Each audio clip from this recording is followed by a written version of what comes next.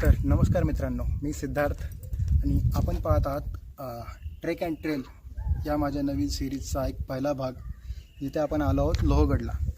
लोहगड किल्ल्याबद्दल जर सांगायचं झालं तर हा किल्ला बहुतांश सर्व डायनेस्टीमध्ये ज्यांनी जिंकलेला होता. तर शेवटी हा किल्ला शिवाजी महाराजांच्या ह्यात आला. त्यानंतर हा किल्ला पुरंदरच्या तहानुसार हा मुघलांना परत देण्यात आला होता. त्यानंतर महाराजांच्या कारकिर्दीमध्ये परत हा किल्ला परत जिंकण्यात आला.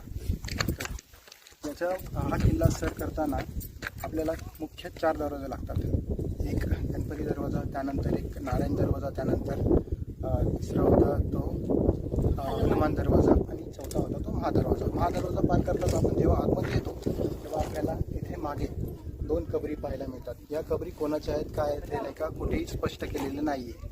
तर त्याच्या शेजारी हे सभागृह तेव्हा तुम्हाला दिसते. सभागृहामध्ये जिथे राज्यकारभाराबद्दल नाही का सभा घेतल्या जात असतात. आणि तसंच जर आपण पाहिलं तर त्याच्या पुढे जातात आपल्याला पाण्याचा टाका तिथे पाहायला मिळतो. आणि तिथे पुढे गेलं तर तिथे हे महादेवाचे मंदिर आहे.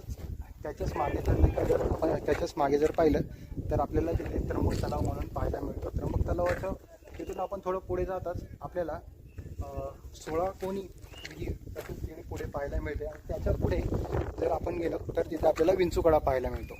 विंचूकड्यावरून आपण इकडे येताना तिथे वर म्हणजे तसंच लोहगडाच्या सर्वात वरच्या माथ्यावर आपल्याला आणखी एक कबर पाहायला मिळते. ते देखील कोणाची ते माहिती नाही. तर लोहगडला आल्यानंतर आपल्याला समोर जो पाहायला मिळतो तो आहे विसापूर किल्ला.